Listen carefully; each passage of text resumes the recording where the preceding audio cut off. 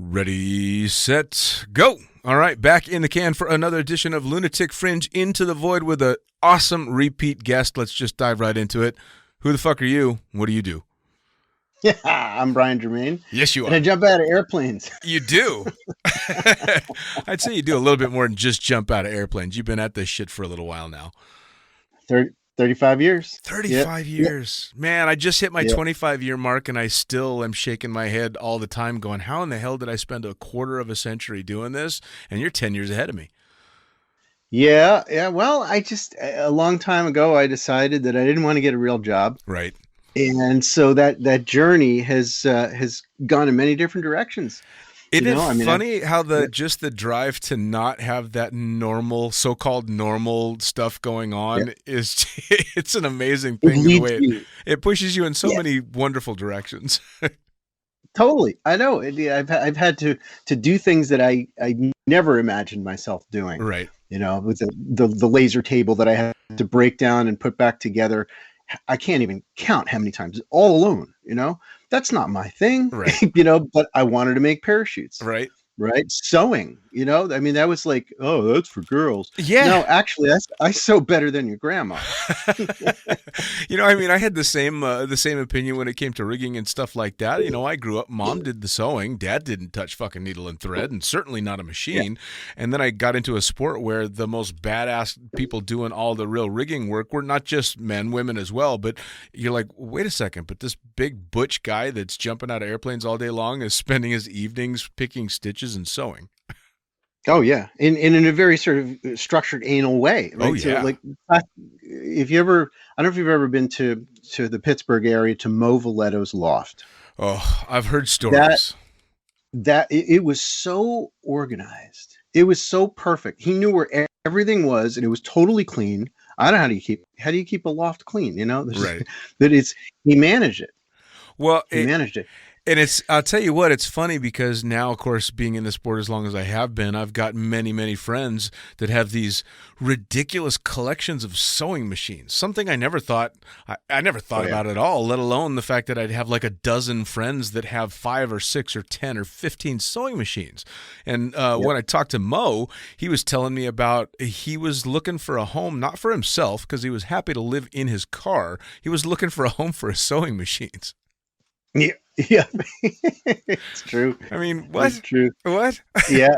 Yeah, well, they're not small. That's the trouble. I wish I collected marbles or something, but Right. yeah, Right. all Well, I these mean, you parachutes and started everything else. designing and building your own parachutes, so it's kind of an Yeah, important piece of equipment to have. yeah, you got to have the right ones too, and they're not cheap, but it's worth it, Yeah. because for me, to jump is one thing. It's great fun. I love it, but the creative aspect of having a brainchild that you scribble on a napkin at a restaurant, and you just Right. kind of draw it out. And you go, yeah, maybe that'll work, and then you figure it out in the CAD, and then you build some miniatures, maybe miniature canopies, and you fly it as a kite, and before you know it, you're hanging under it. I mean, it's cool. Yeah. Oh, very much so. Probably a little bit intimidating, which is one of the reasons I've never tried to design and build my own parachute.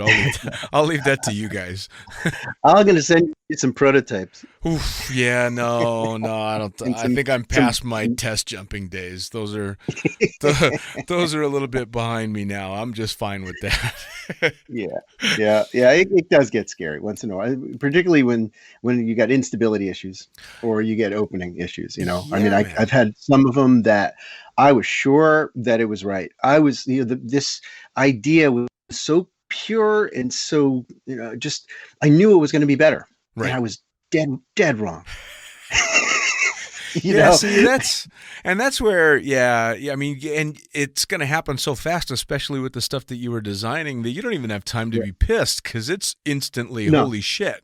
yeah, I'll be pissed later. Right now, I got to save my own life. Yeah, the Oh, Zephyrine, Florida. I had an 81 square foot prototype where I tried a mod that was designed to increase the rear riser performance. hmm, So like I had an extra brake line that went from the rear riser connector link to the cascade point on the brakes, and it seemed like a good idea. It worked all right. And then I was like, well, yeah, but what if I modify the brakes, and what if I shorten them a little bit so that when I pull in the rears, I pull in the tail, right. just a little bit. And man, when I pulled in the fronts though, in that configuration, it was so light on the fronts I could do it with 2 fingers.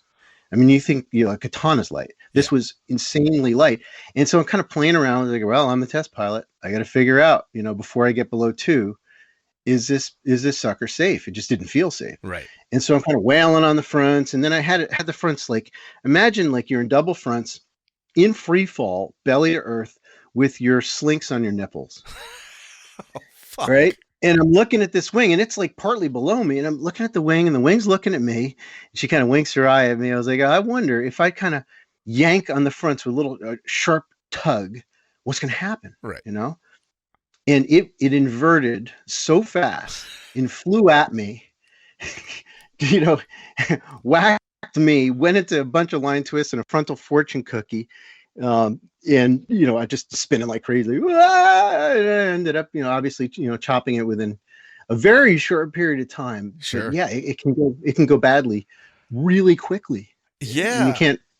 There's nobody to blame but me. You took things in directions that you didn't expect. So did I as well. You kind of went into the extreme version. For me, I ended up deciding I wanted to be a pilot. Yet for me, I have to take my shoes off to count to 20 smoothly. I'm horrible at math. So everything involved in becoming an airline transport pilot, when it came to the math aspect of it, just hurt. But it didn't physically hurt me. But the shit you were doing. Right. Come on. Well, you do what you got to do. You have a dream, whatever it is, and you'll walk through the mud to get there. Oh, yeah. You know what I mean? You'll climb over the fences, and you'll do what you have to do. And I think that's where our imagination for what could be pushes us to grow, to expand, Indeed. Do the things that are necessary. Well, and it also, when you have to do those things and you have to continue to push on, whether, again, for me, it was math and all the sewing and designing and all that stuff, when you have been doing it long enough and you look back going, oh, I actually learned how to do that. I'm competent at this. Like, I actually know what the fuck is going on. It's a pretty cool feeling. It is. Absolutely. Yeah. To be earned competence, where you worked hard, where it wasn't necessarily your easiest suit, right? So like my guitar teacher, Eddie Thompson, I remember from I was probably about 12 or 13. I was like, dude, the F chord sucks for me. I hate the F chord. I don't want to play the F chord. Teach me songs with no F chord, And he was like, you don't get it, Bri. Here's the deal. You got to make F your best chord. And I've lived by that. Sure. It makes sense. You make the hardest one, just the thing you're absolutely best at, and everything else just kind of falls in. Yeah. But you got to leverage what you suck at in order to be better. Sure. Right? Because always there's that lead in the balloon. That's the area that you've been avoiding because you suck at it, because you want to do what you're good at. Sure. Because it makes you feel good. Sure. Well, and then there's always the what is the phrase? Fake it till you make it, which. Yep. I do believe too about in some degree, although in skydiving you don't want to fake too much. Yeah. You don't want to get too far ahead of yourself. Big wingsuit. Yeah. You don't want to put on the big wingsuit just to look like a big boy. Exactly. I did that. Granted, I had a lot of wingsuit jumps, but I just sort of little by little creeping up in size. And Tony was like, "Oh, that suit right there, you're gonna love that." I was like, "Tony, that's a really big suit." It was his biggest one. I was like, but he was like, you're a free flyer, man. You'll be all right. And that, I did 10 jumps on it before it tried to kill me. Oh, man. I'm an inverted flat spin over Finland in the clouds, completely confused, 6,600 foot exit. It just, the prop blast from a no cut exit on a caravan just sent me spinning. And, I suddenly realized how close I was to the edge all that time. Wow. You know what I mean? That I felt fine. I built the confidence up, and it was sort of unearned confidence. Sure. Sure. Because there's no backfly vents on this thing, and it's bigger than I can handle. I didn't have that much of a plan. Sure. Well, there've been a few times I found myself in the corner, and you're like, "Oh shit, okay, I have to perform now. I've put myself in a position where there's only one thing that I can possibly do, and that's succeed at what I have to." Right. And those are granted, those are the experiences that you look back on, and they kind of mold you as you move forward. The almost completely fucked ones are the ones that you remember the most. But it would be nice if we didn't put ourselves in those situations quite as often as we do. It would be great, wouldn't it? But it doesn't work that way. No.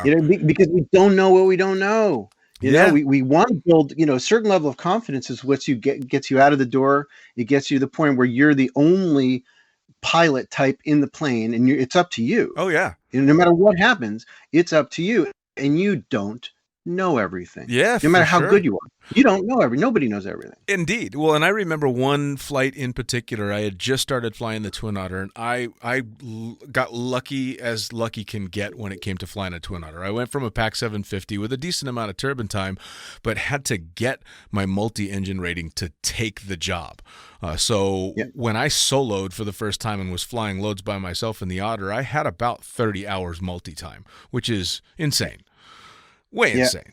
Yeah. And I think it was the first week, maybe the second at the most, where I had to fly a demo halfway to Chicago, and the last person gets out, and I've got to fly back to Hinckley at the time, and it dawns on me, fuck, I'm by myself in a Twin Otter.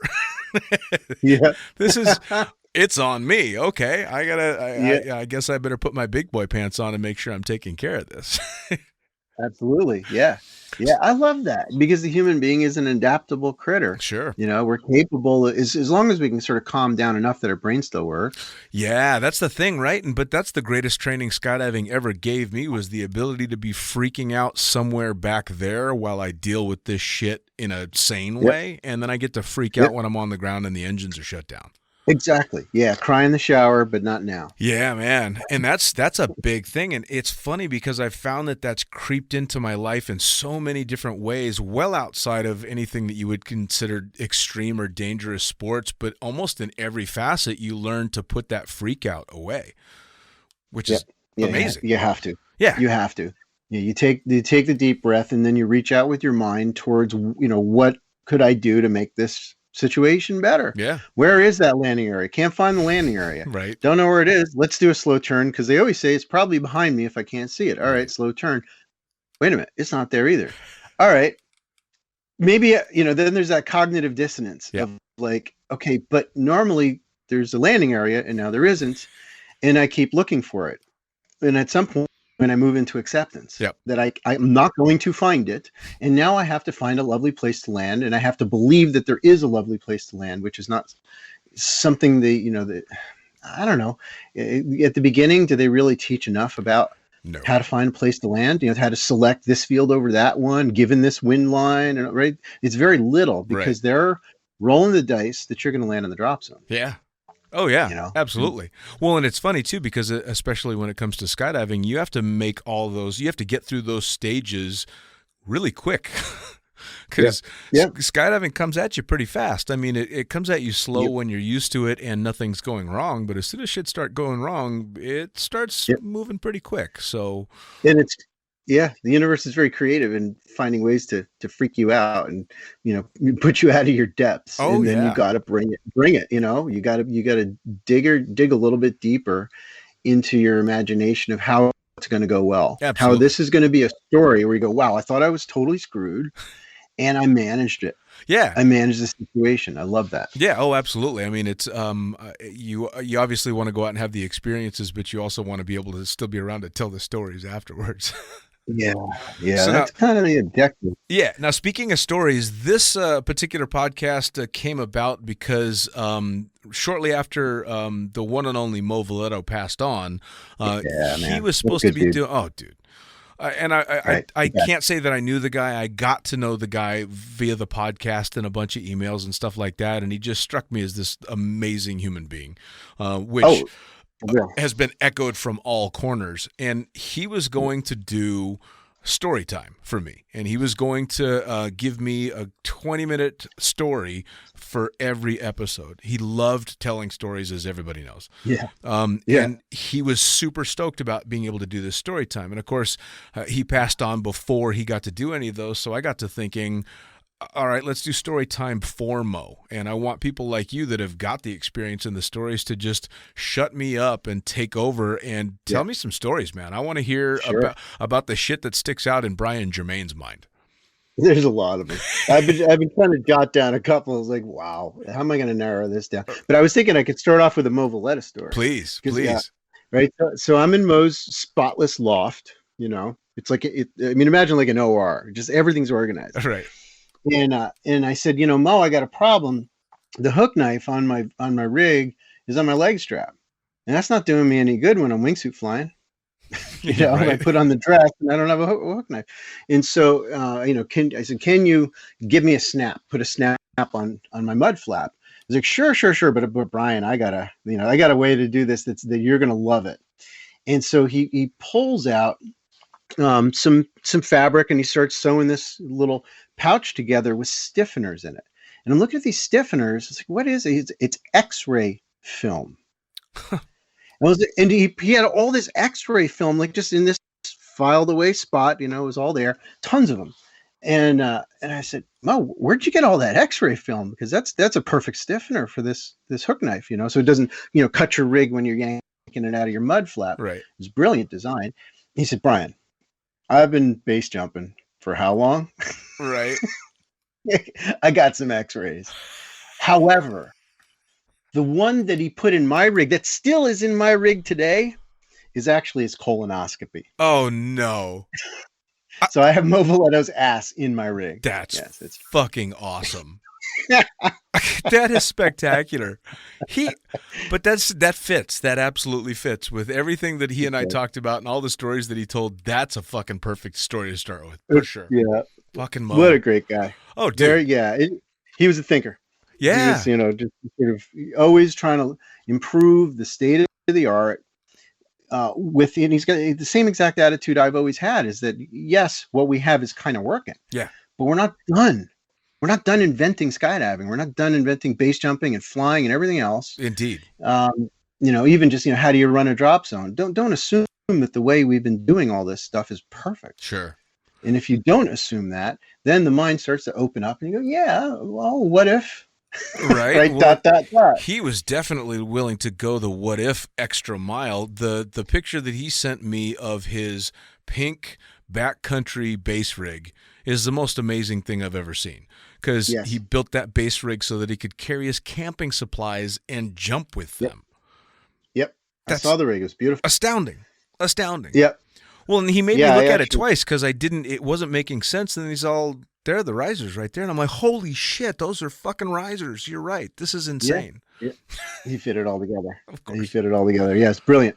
It's brilliant. Oh, man. But yeah, so there's a lot of stories about Mo that I don't know, of course, right. But I just love to listen to him just ramble on. Yeah. Oh, Nothing like it. I mean, that man should have had his own podcast. Thankfully, we got a number of them on Skydive Radio. Yep. You got some stuff with him. Yep. I wish I did some direct ones and didn't think of it, because, there's a lot of people the past couple of years that just decided, I'm pulling the cutaway handle. I'm out. This planet sucks. Sure. Yeah. It's time. And then you look back and go, why didn't I freaking, sit down with that guy? Well, that's why I felt so lucky. I was super bummed when I found out that he passed away, but pretty much the first thought was, I'm so happy I got that time with him. Totally. And I'm able to share it with other people, because I've gotten so many messages about how much they enjoyed that podcast. And I just sat there the entire time going, are you fucking kidding me? I think I must have said that a million times. Yeah. And knowing that none of the stories that he was saying were full of shit. He was straight up about all of it. He wasn't trying to brag. That's just what he did. That was his life. Yeah. Exactly. Astounding. Exactly. Astounding. Yep. All right. Well, give me one of your stories. All right. Well, I got a lot of them. It's like, it's a tricky one, because I don't know where to start. But I was thinking that a lot of folks these days have never done a naked jump. True. Very true. A lot. It's like everything's all politically correct, and I think that we need to consider the possibility that naked jumping has some value. Sure. You never feel more free than when you're under canopy over town, looking down past your, tiny little junk because it's cold, right. Feeling, liberated. Sure. Sure. And so, we did a lot of naked jumps over the years. Tons. And of course, the first few times, for those that haven't done it before, I recommend breaking off really high, because I've learned, as you will learn, that when you turn and track, and you track and you track and you track and you track, and you're like, all right, I gave it a little extra time, and you look over your shoulder, like, what the hell are you guys still doing here? because you don't go You don't anywhere. go anywhere. But I had to make one particular rule. I don't make a lot of rules, like hard and fast ones, but no cat grips on naked jumps. No cat. You don't want to see that. You can't unsee that. Right. It doesn't matter who it is, male or female. You don't want to see it. It'll scar you for life. Sure. Just this is a safety first minute here. This is like you got to know this one. The other one is that jumping naked in the winter. We used to do it on the Canadian border. Oof. Every year. And yes, it was my idea. I don't know. I was young and stupid. Fair enough. I was like, I got an idea, one of those. And everybody jumped on it. I was like, but I was a little kidding. Right. And so every year we got sucked into this in Malone, New York, on the Canadian border, upstate New York. Jesus. And it's one of those deals that hopefully none of you will ever experience it. But when we wrap up in sleeping bags, right? So you're not too cold as you walk into the plane, as you're riding altitude in the 182, just, sort of shivering and get the heat blasting. Right. And you start to warm up enough that you're like, oh yeah, this isn't so bad. And then you're getting close to exit and you got to wrap up the sleeping bags. You got to put them under the seatbelts, tighten them down so they don't go fly out the door and crash the airplane. And then the door comes open. And all you can do is scream. Yeah. You are physically incapable of not screaming. For about 30 seconds, everybody's just, with the face red and the whole like full on terror face. And then after, 30 seconds or so, you just kind of go numb. You don't really feel anything anymore. Sure. You're just like, all right, it's a skydive. And you try not to, think about the fact that the ground is covered with snow and your willy's out in the breeze. And I have a photograph that we actually blew this photograph up to like poster size and gave it to my buddy Ark Lamal, one of the original badasses from Malone. He's on the step of the 182, so you can probably picture this. The snow is everywhere. Right. This is December 13th. Oh, Jesus. I want to say 1987, 88, something like that. He's on the step. He's hanging on the strap. He's looking, and his face is like a mix of terror and agony. That like sharp biting agony from the cold. Right. And he's naked, right? But you can't see anything. That's why you blew it up. Because the little scared turtle is hiding inside the bushes. You know what I'm saying here? Jeez. Nothing. You can't see anything at all. And so we blew this sucker up and gave it to him. I think that he threw it away. I don't know. Well, slightly humiliated. Yeah, I can understand that.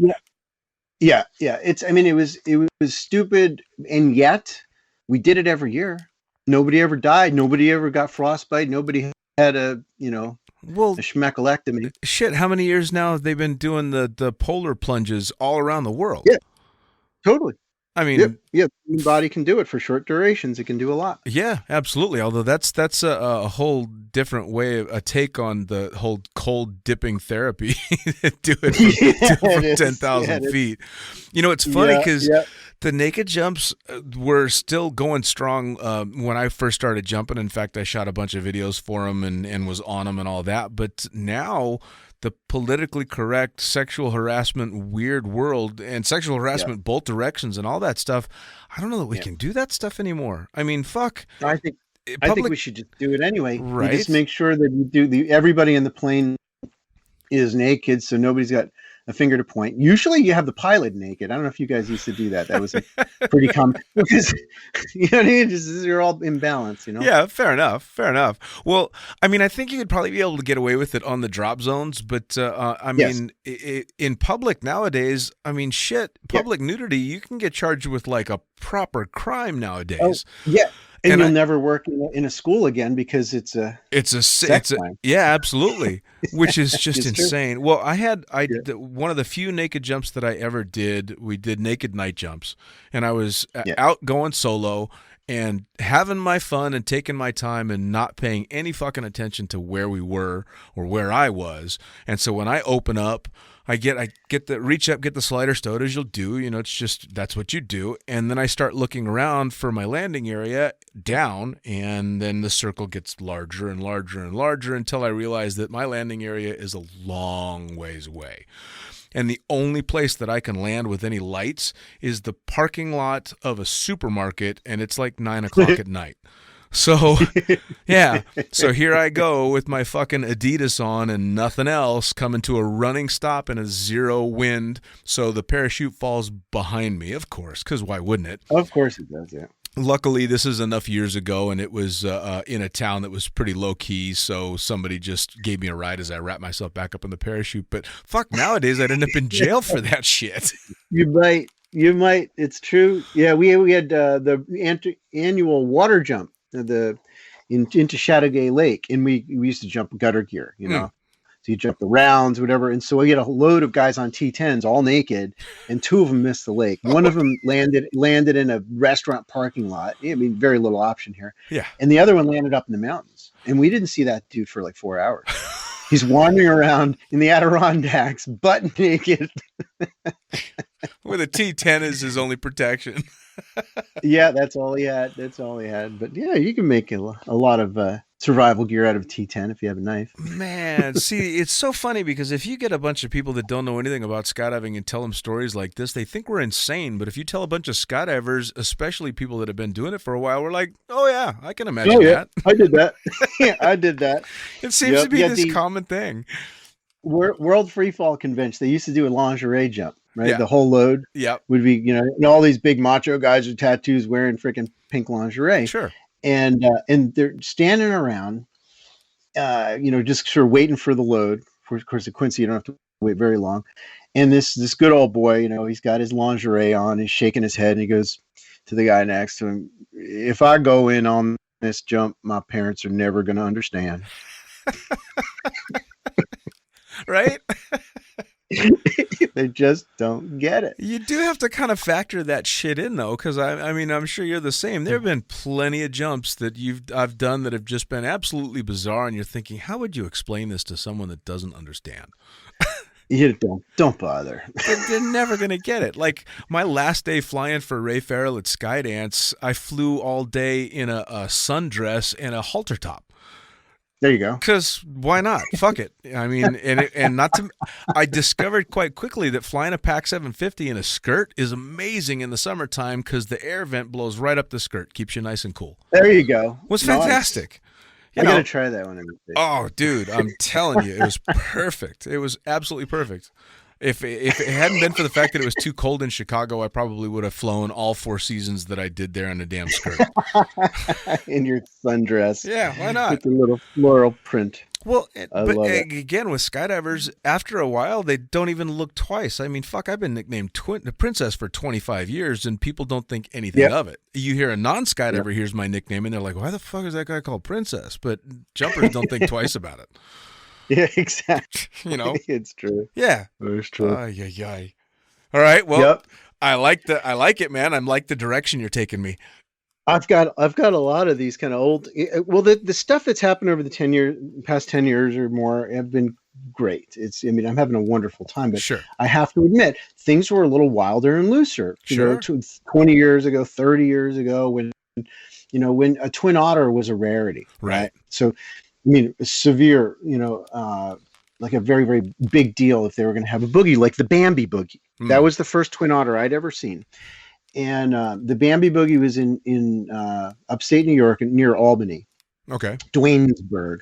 And it was a Wiggins Airways plane, just a cargo bird where they just pull the doors off. They don't have any fancy jump door by Graham Meisey. Right. This was just a junker that would do the job. And so we all came down from Malone, New York, and we're all going to jump this big plane. And it's so fast. We couldn't believe how fast it climbed, Right. And I was just, I guess with a lot of small time jumpers, small town jumpers, you don't know what you can do in a crowd. Right. You don't know what you can't do in a crowd. Like, for instance, my favorite thing back then is I had probably 80 or 100 jumps. Our sliders didn't come all the way down back then, right? You had the big hard links with the big bumpers that were tied down so they wouldn't slide up the lines and give you that crazy spinning malfunction, right? So it was on there. And so you could put load on the slider. And so one of my favorite things to do was to do a bit of a chin up, roll over backwards 180, hook my feet up over the slider, and then I could scoot myself up onto the slider and sit on it. Oh, Jesus I just Christ. sit on my own slider. Yeah. Yeah. Which is not something you should do, in a crowd at a Twin Otter drop zone. A bunch of people jumping a Twin Otter who are used to 182s, right? And so the other thing I like to do, which I got in a lot of trouble for at that boogie, I'll never forget it. I got yelled at big time. 19-year-old kid. I'd hang from my legs from the slider. I'd hook my feet up over there, and now I got my knees over the slider, and I'd let go of everything. So my hands are just hanging, just hanging upside down. And then I'd reach up and grab one steering toggle. And I just pull the toggle down towards my feet and spin that old rainbow cruise air. You can't have rainbow anymore unless you want to, make a statement. Right. I love my rainbow cruise air. And just spin the canopy, and I spun right through the traffic, hanging upside down from my slider. Yeehaw! Ay. It seemed like a good idea. Right. I just had a good conversation with a longtime buddy of mine by the name of Derek Massey, and he and I have been jumping together for basically 25 years.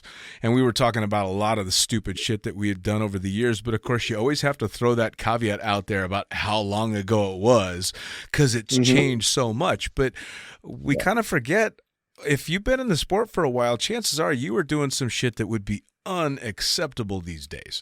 And that's part of what made it fun. I mean, we did massive amounts of stupid shit, but we got lucky. We got away with it, And I mean, there was a fair amount of luck back then because we were doing shit we didn't know we could do.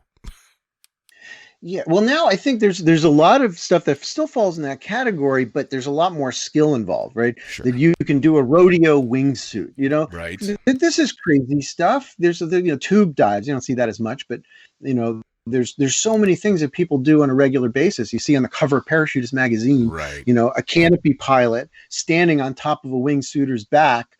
This is insane. Oh yeah, but it requires skill. Oh yeah, there's an insane. There's a kind of insane where you're. Well, I'm thinking about a whole bunch of these dumb things that we used to do. They required no skill; it just required balls. Right. The one that jumps out of my head is watching my buddy Kevin Love at the time try and shimmy down a rope that was tied to the back of a Cessna. And I'm like, that's not gonna work. He had this idea of surfing behind it, and of course he made it 1 or 2 knots down before he was gone. But I mean, he fell off. Oh yeah, I like Kevin. He's a good guy. Oh yeah, Kevin was fantastic. So next level stupid, but this is again, it didn't take skill; it just take balls, But I just saw a video not that long ago of, I think it was a 3-time transfer. One from it was a Mr. Bill to transferred to a wingsuit, and then transferred from that wingsuit to another canopy, all on the same jump. Nice. Yeah. You can't do that if you're just a ballsy moron. No. That's some skill. This requires planning and skill and everything else. And hats off to him, right? Yes. It didn't take a whole lot of skill for Dick Swanson to jump a 64-foot cargo chute that he bought military surplus and had to use a belly mount reserve as the pilot chute. Are you serious?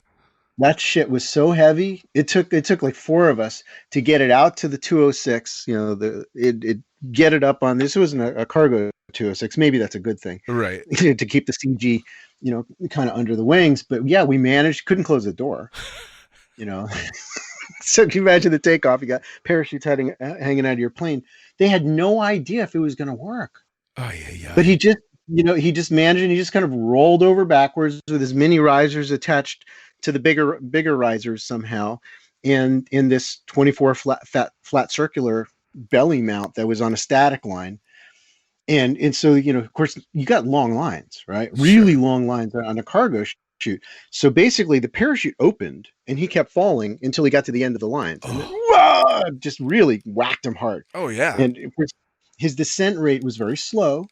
He almost hit the hangar. I mean, really almost hit the hangar because he couldn't steer. And then he stood up his landing and everybody said, wow, that was amazing. And so Johnny Bear from Quebec, he walks up to him and he says, so was it fun? And Dick's rubbing his neck, He's like, kind of looking with his head forward. He's rubbing his neck. He goes, oh yeah, it was fun. Should I do it? Oh yeah. As he continued to rub his neck, Johnny Bear, they packed it up again. He went up and did it. Wham! Whack a hard opening. And he comes walking in, rubbing his neck. He goes, Dick, it opened really hard, and Dick's still rubbing his neck. Yeah, yeah. Fucking hell. Well, True stories. oh man. Well, so that's another thing that's changed a lot too, right? Is the shit that we get away with or used to get away with the aircraft. None of Yeah. that shit happens anymore. No, None of no, that. But you tell those no. stories, and I know a lot of the stories. I've been involved in some of the stories, and of course, knowing older jumpers that have seen some craziness with the aircraft. But Mm-hmm. you gotta, I mean, you almost don't want to tell the stories and give people bad ideas, but you don't want to tell the stories sometimes because you sound like an asshole. You guys did We what? threw a bowling ball out of the Cessna, you know. Well, I'm sure you've probably heard the pumpkin story out of CSC years and years ago. I don't know if I heard that Decided to do a specifically. We did too. they decided to do a pumpkin jump. So they jumped out with this pumpkin and they're throwing it around, and the guy that was tasked with catching the pumpkin dropped it, and it went through course. somebody's roof and destroyed the kitchen of the house. Like those jumpers went to jail for that shit. Yes, Oof. I do. Yeah, I remember that one. That was a big story. Yeah, you got to have a big airport. I mean, Yeah. it's surprising because Hinckley had a lot of space. Yeah. But bad luck with the spotting. They I hit guess. the house. But, yeah. Yep. Go figure. Yeah. I mean, Malone, we had more of that space. We had a big triangle airport, you know, just all that room. And so we used to drop all kinds of stuff back in the days. And yes, we did drop a bowling ball. And the earth swallowed it up and closed up after. The hole was gone. It just swallowed it up. That's fantastic. It's still there underground somewhere. Well, I remember when they started doing the spaceball jumps, you know, you had to get clearance to do the jump and all that stuff because, you know, that shit'll kill somebody if you're not careful. Oh, yeah. Oh, yeah. Yep. 1.55 pounds of lead. But I never lost one. But I also always did it over the swamp or something like that. Sure. And I have to admit, when you get down, you know, below 7,000 feet and you decide to do one more release or one more toss to the other guy, there's definitely this, you know, feeling of tension if I don't get that ball back. And it's kind of vibrating, you know, it's a little tricky to grab the sucker, two hands. For sure. Man, oh man. So looking back, most of the time you have the fucked up ones that you're like, all right, I wish that hadn't happened, but that was a really good learning experience. But you must have one where you're like, no, I just wish that hadn't happened. Oh, yeah. Yeah. Well, I mean, like I can remember Titus Mountain demo. There was, and I think it was winter. I can't even remember, to be honest with you. And so we're doing this demo into a ski area, into the base lodge. And there's, you know, a crowd, the whole thing. Sure. But it was windy. It was too windy to be jumping at all, even at the drop zone. And we're jumping in the mountains, you know, in the northern Adirondacks. You know, this is like the kind of north of Lake Placid and, you know, White Mountain and all that. Whiteface, I should say.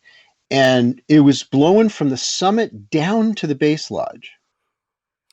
Think about that. Yeah, that's not so good. That means that you're in the lee. The landing area is in the lee, not of trees, not of buildings, but of a whole freaking mountain. It was insane. And it was windy enough that we had to spot over the summit, face into the wind, and we just backed up down the mountain. You know, there's no time to think this is crazy, this is stupid. You're out of the plane. There's nothing you can do about it. Yeah, too late. You know, you can't get back in. And so now it's just looking over your shoulder, a little bit of right to, you know, speed up your, you know, drift down the hill, and then you face into the wind for a moment, and you a little bit of left, and you drift back down the mountain. Right. And somehow, you know, despite the fact that I think Doug Parks' canopy collapsed and then recovered, there was some other, you know, collapses. They just called him out. Right. He was there. But we all hit it. We all landed in the right location, and nobody ate it. Nobody got hurt. And the only lesson is we're lucky. Yeah. You know what I mean? Yeah. We're short on judgment and long on luck. And I'd like to not be in that situation again. Those are the ones that you look back on and regret, right? When you know it was luck that's got you through.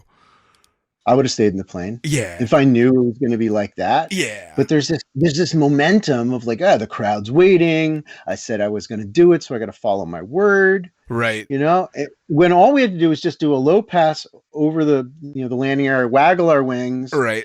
And, you know, and just leave. And then, yeah. Sorry, guys. That's it. We're done. Yeah. Shouldn't have done it. Shouldn't have Yeah, I done it, mean, but we survived it. I've had a few of those where you're like, wait a second, it wasn't skill that got me through. It certainly wasn't good decisions that got me through. It was just flat out fucking luck. I think those are the ones I Yeah. look back on and go, Regret. Yeah. yeah. And I It hate is nice though when there was some skill, right? I mean, every time we survived through sketchiness, there was some element of skill, Sure, but it was like 50-50. sure, right? You know? Not great odds. Yeah. Well, it's the same thing too. As soon as you let they go of make the it airplane, sort you suffer from what my buddy Mark Norman always used to say: if you hadn't ate it, it wouldn't have made you sick. Yeah. You swallowed that shit, man. You better choke it down. It's because you got to deal with Keep this on shit. going. Yeah. Yeah, you can't spit a skydive back into a napkin once you're out of the plane. No. I don't think, looking back, I don't think I was ever on a skydive wishing that I wasn't there, but I was certainly on a skydive shitting my pants and then wishing I wasn't there later on. Yeah, I see what you mean. Well, there's no room for regret. You're just, trying to be creative in how you're going to not die. Right. Well, there's so no time. that's the Time for thing that. that always kind of cracks me up is, of course, the common thing that everybody says if somebody dies doing something that they do all the time. Oh, he died doing something he loved. Well, on a skydive, that means I'm dying, freaking out, trying to do everything that I possibly can and not fucking die. That's how I died.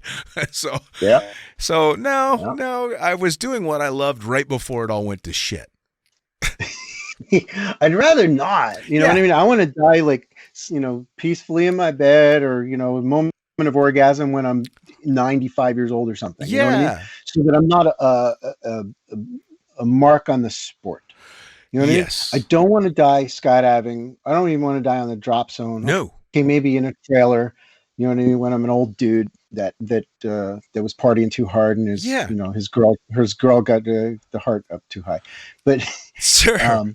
I think there's something selfish about it. So when people just take risks to the point where they can't control the outcome, so don't do that. But there also is this other side of it where if you're so careful that you don't expand, if you're not being creative and you're not moving forward into, I mean, how many skydivers have actually be able to say they've done something that no skydiver has ever done? Sure. Yeah, absolutely. Very few.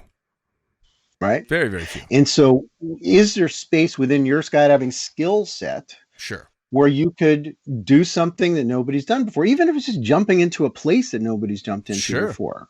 I love doing that. Yeah. Well, it's funny that you bring that up because there's I have a great example of doing the exact same thing and me hating one version and loving the other. And that's jumping out of an airplane without a rig on. So the first time I saw that, it was Pastrana doing it, and I fucking hated every second of it because I watched this video, and he clearly just was going balls out. I mean, I remember watching a discussion about it after the fact, and the backflip that he did was totally unplanned, and I hated it because he was putting his friends in a position to not be able to catch him, and they're going to have to live with that for the rest of their lives. So I hated that one. But then Luke goes and does it, and I loved it because it took an intense amount of training and all this planning and all these different things that they did. So it was a completely different thing, and he fucking never used a parachute. So it really was. It was taking that skill to another level instead of just throwing your balls into the wind and seeing what happens. Yeah. There's definitely a difference between stupidity and a stunt. Yeah.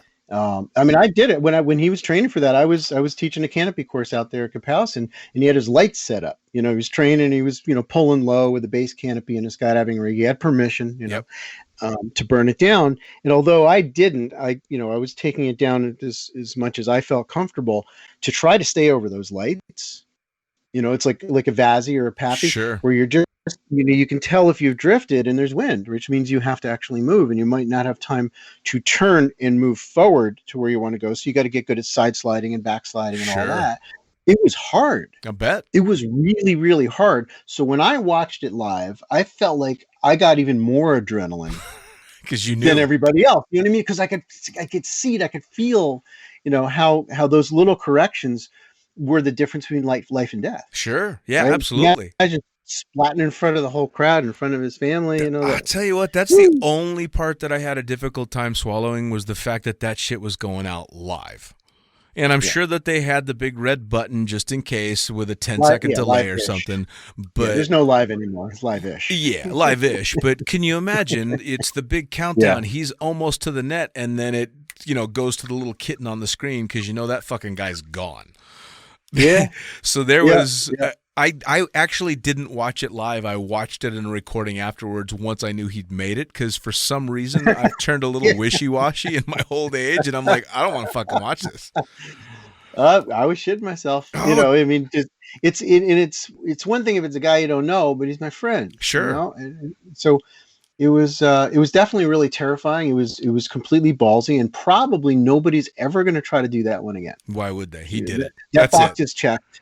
It's Yeah, done. that's it. So now what? Now what could we do Yeah. that's Oh, novel and exciting and worth doing, there's but no not way I could have sat there and watched that live. No way. I can't even go out. And maybe it's because I don't jump for work anymore, but I can't even watch my friends fucking land their canopies most days because it went from the velos that were up, a ways, and now everybody's on Petras and all this other craziness. And holy shit, just yeah. lights my hair on fire. I don't even want. Nope. Yeah. Nope. I've gotten old and mellow. I don't know what's happened. Well, there's definitely there's fear for oneself, and there's vicarious fear, Sure. right? I mean, we're working up on the roof, and Laura's up there when she's walking on the tarp, which is now super slippery. Right. And I know that where she went, she's got slack in the rope, like enough to really fall a long distance, 20 feet up off the ground. And I watched her 2 days ago slip Oof. on the edge of the roof, like. There's no railing, Right. and I watched her slip and then go to her, and she was like, yeah, whatever, no big deal. And I'm just losing. It took me like 10 minutes to get over the adrenaline of the vicarious fear. You know what I mean? Sure. Because if it was me, I'd be like, yeah, whatever. I'm not dead, so let's move on. Sure. Well, So I think there's definitely an aspect of that. and I don't know about you, but anytime something like that happens to me, my initial reaction is to be embarrassed and pissed, not scared. Yeah, Like, totally. did somebody see me? Because fuck, man, I can't believe I almost did that. And you're embarrassed and you're Yeah, not scared. yeah. But Who if it's hasn't had somebody that dream? else, then you're freaking out Yeah, for them. it's a very common dream that skydivers dream that they went in with no parachute, and they look around, nobody saw them, so they pull their parachute out and put it over the shoulder so that it looks like they didn't go in. Right? That's the shame aspect of screwing up. Right, right. Well, Yeah, but yeah, and as an instructor, I find um, that the fear that is vicarious, from the outside perspective, that's where I get my fear juice mostly. I mean, I do put myself in some risks, test jumping and doing in hops and mountain flying, but I'm in control of what happens. But when I watch a student go out on out of an airplane, yes. I remember the guy, Jim, his name was Big Jim. He tumbled out of control on a static line. We tried using a Seneca. It's a bad airplane for a static line. And so because they couldn't get good exits, he flipped Right. around. He's hanging upside down from his feet with his feet tangled in the risers. And I don't know how tangled they were, but I had a feeling that this spiraling parachute was something he wasn't going to be able to cut away. Sure. And I'm looking out of the door of the airplane. I got 4 more students waiting to go, first jump students. He was first out. The big guy, had to put him near the door. Sure. And he's spiraling and spiraling and spiraling, and he's getting lower and lower. And somehow he managed to kick himself out of it, but nobody can see but me. Right. And I'm like trying to keep my shit and keep my face, sort of stoic, so I'm not sharing the fear because I'm going to screw up their skydive Sure. too, all these other guys. And finally, he kicked out of it. And he's hanging under the parachute. He's flying straight. I'm like, oh, thank God. All right, who's next? Put on the smile. Right. Man, oh man, I'll tell you what, it's that risk versus reward when it comes to students that actually eventually push me out of doing AFF, because I loved doing AFF with successful students, whether they were difficult students or not, but the ones that scared you scarred you. I mean, A little. Oh my fucking God, man. There is nothing that affects you, an AFF instructor, that actually gives a shit more than watching one of your students pile drive themselves in or do something really scary and just barely get away with it. And I finally, after a bunch of years doing that, I just no, I'm good. That's Yeah, it. I still love it. I admit it, I still love it. I love it. I don't get to do as much as I'd like to, Sure. but I absolutely love it. But the part in free fall, I feel like I can manhandle. You know what I mean? I could Right. pull for them. I've done it. I got lots of stories about that one, flipping them back over, stopping them from spinning. That's fun. You get to be superhero, right? Sure. But once the canopy opens for them, It's you them. don't know, right? So they'll be like, "Oh, here's a yellow thing. Grab that, pull it. Oh, that's my RSL. Poop, wait, why is my reserve coming out?" Yep. You know, Yep. we had a guy. I'm not going to say where it was, but um, far away from here, who was doing his first jump, and he reached back. They said, "Oh, the toggles are on the back of the risers." He remembered that. Right. And in the plane, he was all worried. When do I see my toggles? I can't see my toggles. No, you won't see your toggles until the parachute opens. He was really worried about steering his parachute. And this guy was Right. easily 7 feet tall. Jesus Big dude. Christ. Big dude. I'm not exaggerating. Easily 7 feet tall. And he got open, couldn't see his toggles, couldn't figure it out, reached back, grabbed his reserve risers, pulled them out Jeez. until he found Toggles. the reserve toggles, unstowed his reserve toggles, and tried to steer, which didn't work very well. Right? Didn't turn the parachute at all, and he landed way the hell off the drop zone, probably feeling a tad bit of shame. Sure. I'll tell you what, though, you got to give him credit for ingenuity. Yeah, that's a first. Yeah. I mean, AFF provided a fair amount of entertainment, and I've only got one fun story on AFF, and it wasn't the students that screwed up. It was actually the instructor that kind of wasn't thinking. The jump had gone good for all the AFFs, and we had one instructor on the ground that was doing radios. It was just easier. And he would call out instructions by color canopy, so they knew what to listen for, red, blue, whatever it was. And one of the canopies clearly had an issue going on. I don't know if it was a line over or something like that. And what the instructor should have said with the three students in the air was, blue canopy, check your canopy. What he said was, cut away. Oh, yeah, bad idea. So you know exactly what happened. Chink, chink, Everybody. chink, poom, poom, poom. Yeah. And, of course, all of us are diving for the radio until he's finally said it, and they're like, all right, let's see what happens. And, of course, they all cut away. And what did we do wrong? No, you guys were perfect, but that guy is going to be paying for a whole bunch of reserve pack shops. Yeah, he is. Yeah. I don't think it's good to say cut away to anybody. No. I think it's best to just say, if your parachute is not steerable and flareable, if it doesn't look right, you know what to do. Yeah, absolutely. That'll do it. That'll tell the story. Yeah. That was I remember hearing him. I wish I could say that was the only time. Yeah, that's happened more than once. Oh yeah. Oh, I can imagine. Well, and he was a newer AFF instructor, and it freaked him out. And I can understand. I mean, being an AFF instructor is a very unique thing. There's a whole lot of pressure, and to get it right. And as soon as, again, if you're really in tune with your students and something's going wrong, you feel it. So you have to fight that fear just as much then as if it was you. Yeah. Absolutely. And there's so many permutations. There's so many things that you have to anticipate and know how to train around them so they don't happen. Right. I think that's a big part of it, right? You can be a badass body pilot and be able to get there and stop them from spinning and all that stuff. But if you train better, then you're in fewer of those situations. Sure. You're not going to make it zero, though. Well, and to make a good AFF instructor, or even a good tandem instructor for that matter, you don't just have to be a good body pilot yourself and a good canopy pilot and all that stuff. You've got to be an amateur psychologist. Yes. You've got to figure out what's going to make this student learn the way that you need them to, what's going to get them to react the way that you want them to. And that's a skill that really gets undersold with instructors. A really good instructor is a fucking marriage counselor times 10.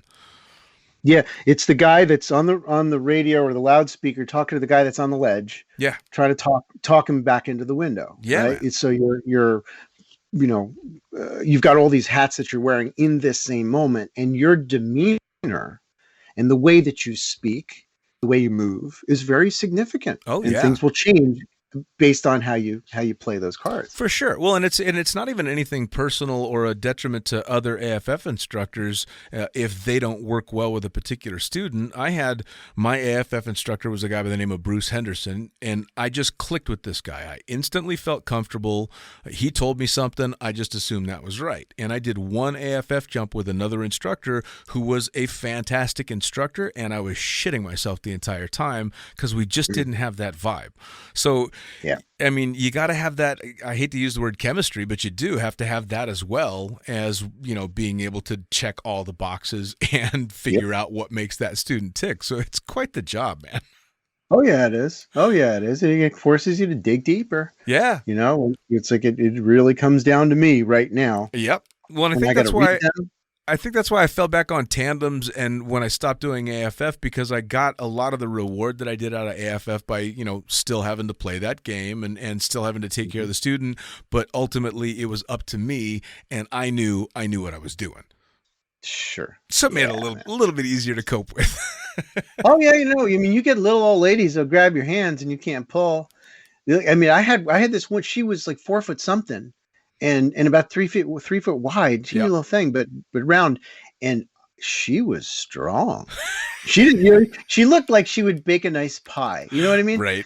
But when she was in free fall, I just gently put my hands on top of her hands. Just kind of being nurturing and loving. And I was like, all right, let's do a 360. And I, pushed one hand down, the other one up. We did the 360 and stopped. And then she didn't want to let go. I was like, oh, that's fine. Isn't that sweet? Right. I'm holding hands with a little old lady. And then it came time to actually, get some nylon out. And I couldn't get my hands away. I tried and tried and tried. And she had this death grip on me. This teeny little old lady, shaking. I almost had to headbutt her or bite her on the neck. Yeah. Almost. I got him out. But I remember getting my rating. I got my rating on the old Vectors that had the ball for the RSL. And my instructor was like, and if they've got your hands and you just can't get away, you might want to figure out how to pull that thing with your teeth. And he showed me. He's like, you can do it. I mean, holy shit. With your teeth. With his teeth, That'd yeah. be a talent. He reached over and he got the thing on his shoulder and was able to pull it far enough with his teeth. And I'm like, if that's what I got to do, I don't know that this is for me. That's a new one. Yeah. Yeah. I mean, I'm familiar with the idea of popping the RSL to get the reserve out, but with your teeth, huh? Yeah, definitely not something that I ever wanted to try. No. Yeah. So it's amazing what we can do when we're scared. Right? Oh yeah, well, when you're scared but clear-headed, and I think you and I talked about it on the previous one. There's a big difference between being scared and being panicked. Yes, panic you can't do a fucking thing with. Fear is wonderful. Yeah. Fear is the reason I'm still sitting here today.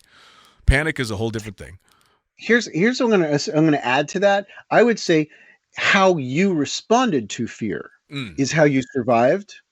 Right. But it wasn't, I think, the fear itself, because that's like raw energy, like gasoline. You can throw gasoline on the hood of the car and light it on fire. You're not going anywhere. Right. So are you putting it to good use? That's the question. It's potential energy. Sure. Absolutely. And the kinetic aspect is going to be very, very much based on how you channel it. Do you filter it? Do you put it through the engine of your mind? And do the right thing, not just anything, not just the thing that pops in your head. Absolutely. Well, and again, for any non-skydivers that are listening, that's one of the biggest values you can get out of taking up an activity like this is learning how to channel that fear in the right direction so that it's useful. And you stay positive. Yeah. Right? You don't go into tuck and brace for impact. No, because as soon as you do that, nobody's flying the airplane anymore. Oh yeah. That's it. Well, You stay out. We flew through a fucking hour like that. I can't believe we burned through an hour. And what that brings to mind, I didn't tell half the stories. which is why I'm about to say the next thing, which is I want you to start giving me story time so I can start airing some of your stories on the ass end of my podcast. Yeah. Absolutely. Because, I mean, you and I could probably fill up a dozen fucking podcasts on our own, but I would love it if you would, and I'm sure everybody else would too, if you just start picking some of these great stories and laying them down so I can put them out there. Yeah, absolutely. And it might even help to write the book I've been dreaming of doing for years, which is something like, no shit, there I was. Hell Thought I yeah. was going to die Hell kind of a yeah. book. Would be fun. It would be fun because Absolutely. I notice, you probably notice it too, when you've been doing something like this for so long, you don't remember what you know. Right. Until somebody gets you talking. Right. And, sort of pokes you with good questions that lead you into, and then it segues one story to the next. Yeah, man, I think that could be a lot of fun. I'd love to do that. Awesome. Well, then off mic, we're absolutely going to talk about that. But in the meantime, I want you to tell everybody, how do they find out about you? How do they find out about courses and canopies and all that craziness? Yeah, man. Well, my primary website, the one we actually update, is called adventurewisdom.com. No Cool. weird spelling, just normal. And that one has like all the training videos. I got 30 something hours of lecture. I mean, it's not just eye candy. Sure. I throw the eye candy on YouTube. There's 500 and something videos there. But Nice. This was like my most recent one, like is DZ Unknown. You're going to land off the drop zone, either planned or unplanned. And we talk about all that stuff. And I do, VR simulations where we land off at different locations, all that. It really gets into a lot of depth. It's the stuff that I want my sons to have access to as a library. Sure.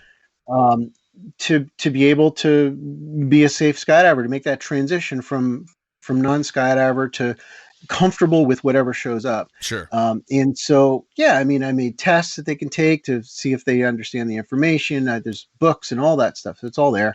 And I do canopy courses on the weekends. Awesome. Took a little COVID break like everybody else, but I'm back in action now and it feels awesome. Awesome. Yeah. So there's a lot of that stuff. And just if you visit the website, I think that'll give you enough of an idea. And I do one-on-one sessions too. So if you want to book that stuff, that's going to do as soon as we're done here. Dude, I've got a couple of those. Well, Sometimes fantastic. it's fear. Sometimes it's knowledge that they want. Sometimes it's non-skydiving related stuff. Sure. I don't care. Whatever you want. I'm here for you. Oh, dude, that's fantastic. Well, I mean, for everybody listening, go check it out and then be listening in for, let's do some story time with Brian. Yeah, man. Sounds Yeah, fantastic. that sounds awesome. Brother, thank you so much. I as always, appreciate the time and really enjoyed it. Yeah, of course. I'm not surprised at all. That was great. All right, man. Take it easy. And there you go. Another episode of Lunatic Fringe Into the Void in the Can, brought to you as always by, say it with me, fuck yeah, NZ Aerosports. Check them out. Also brought to you by Pussfoot.com, Pussfoot.com, the Extreme Sports Collective, and Summit Parachute Systems. Jarrett Martin building badass pilot rigs, giving amazing rigging courses. SummitParachuteSystems.com. As for me, I am the fucking pilot. You find me at thefuckingpilot.net or theprincesspilot.com, goes to the same place. That's where you get links to all the podcasts and both the books. All right, see you next time.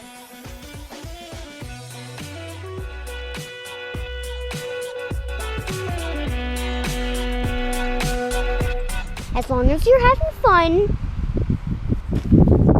well, do everything. So what do you choose?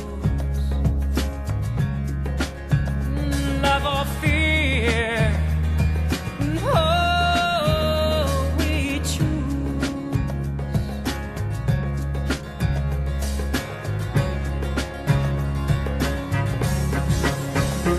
I choose to love with freedom fire from my heart where the light keeps shining. I choose to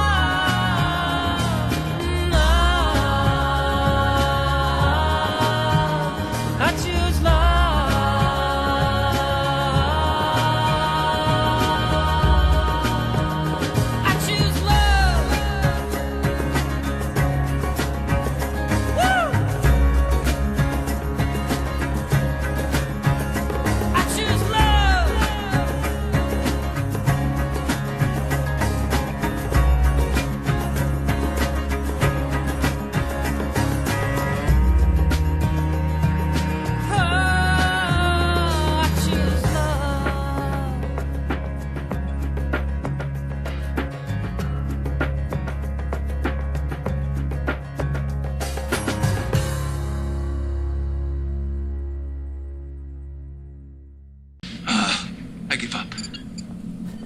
After only 2 minutes? Tuvok, how do you do it? I wait until his own illogic overwhelms him.